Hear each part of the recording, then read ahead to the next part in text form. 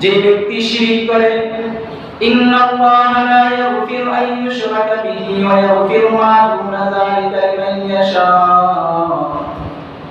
ওয়া মান ইউশরিক বিল্লাহি ফাকাদ দাল্লা দালালান বাঈদা। আল্লাহ তাআলা জানায় দেন গোলাম, যেই বান্দা আল্লাহ তাআলার সাথে শিরক করবে ওই ব্যক্তি পথভ্রষ্ট, ওই ব্যক্তি পথ হারা হয়ে যাবে।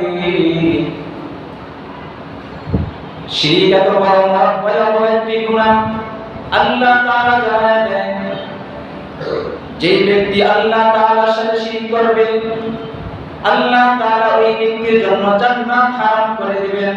ফাকাদ হারামাল্লাহু আলাইহিল জান্নাতা ওয়া মাওয়াহুন নার। আল্লাহ তাআলা জানায় দেন গোলাম, আমি আল্লাহ তাআলার সাথে কেউ শিরক করবে না। শিরক বড় ভয়াবহ গুনাহ। এইজন্য শিরক থেকে বাঁচতে হলে আল্লাহ তাআলার কাছে সদা সর্বদা শিরকের গুনাহ থেকে তোমাকে আমাকে বাঁচতে হবে। পয়গম্বর আরবি জানায় দেন, ইন্নাল্লাহা লা ইউশরিকু বিহি শাইআন আও কুতিলতা আও হুররিকতা। মিশকাতুল মাসাবিহের মধ্যে আল্লাহ রাসূল বলেন, তোমাকে যদি হত্যা করে ফেলা হয়, তোমাকে যদি কতল করে ফেলা হয়, আও হুররিকতা, এবং তোমাকে যদি আগুনের মধ্যে প্রজ্বলিত আগুনের মধ্যে জ্বালিয়ে দেওয়া হয়, তারপরে তুমি রবের সাথে শিরক করবা না, আল্লাহ তাআলার সাথে শিরক করবা না। শিরক এমন একটা গুনাহ, আল্লাহ তাআলা জানায় দেন গোলাম, শিরক করে যদি তুমি আমার দরবারে আসো, মৃত্যুর সাথে সাথে বান্দা ইন্নাল্লাযীনা কাফারু ওয়া মাতু ওয়া হুম কুফার উলাইকা আলাইহিম লানাতুল্লাহি ওয়াল মালাইকাতি ওয়ান নাস। أولئك عليهم لعنة الله والملائكة والناس أجمعين। যে ব্যক্তি শিরক করে, কুফরি করে, ওয়ামাতু ওয়া হুম কুফারুন উলাইকা আলাইহিম, এবং এই কুফর অবস্থায় ওই ব্যক্তি মারা যায়, আল্লাহ তাআলা জানায় দেন, উলাইকা আলাইহিম লানাতুল্লাহ, আল্লাহ তাআলা ওই ব্যক্তির ব্যাপারে লানত করেন, ওয়াল মালাইকাতি, সমস্ত ফেরেশতারা তার উপর লানত করেন, ওয়ান নাসি আজমাইন, শুধু মানুষ নয়, শুধু ফেরেশতারা নয়, সমস্ত মানুষ পর্যন্ত আল্লাহ তাআলা যত সৃষ্টি জগৎ আছে সবাই তার উপর লানত করতে থাকেন। এই জন্য আল্লাহ তাআলার সাথে শিরক করা যাবে না। কথা বলেন, শিরক করা যাবে না। আর এই জন্য এই কপালটা কোনো মাজারের সামনে নত করা যাবে না। এই কপালটা একমাত্র আল্লাহ তাআলার সামনে নত করতে হবে। পৃথিবীর কোনো মানুষের সামনে নত করা যাবে না, একমাত্র আল্লাহ তাআলা ছাড়া।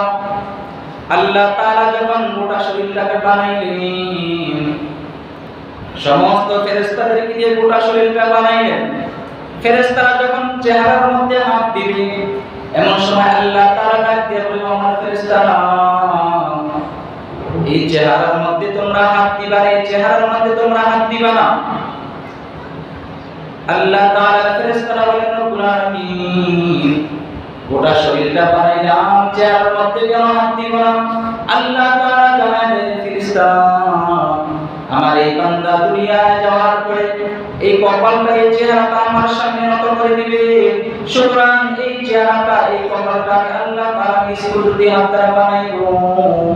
আল্লাহু আকবার বলেন, জবান খুলে বলেন আল্লাহু আকবার। আমি আল্লাহ তাআলার সামনে এই চেহারাটা নত করে দিবে, আমি আল্লাহর সামনে কপালটা নত করে দিবে। এই জন্য আমি আল্লাহ তাআলা নিজ কুদরতি হাত দ্বারা এই চেহারাটা বানাইবো। দুনিয়ার কোনো মানুষের সামনে চেহারা নত হবে না, একমাত্র আল্লাহ ছাড়া।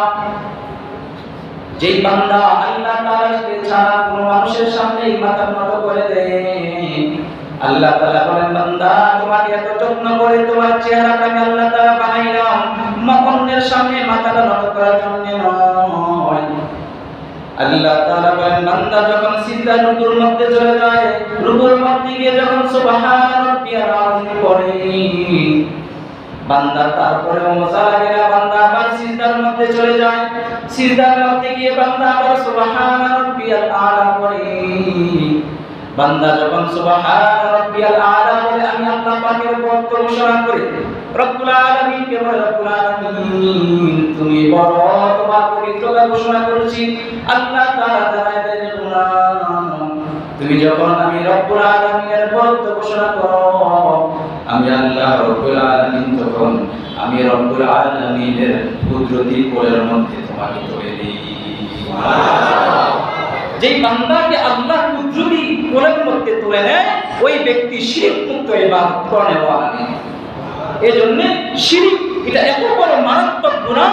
লোকমান হাকিম তার সন্তানকে, লোকমান হাকিম তিনি কিন্তু নবী নন, কিন্তু তার সন্তানকে কিছু ওসিয়ত করেছিলেন, কিছু উপদেশ দিয়েছিলেন।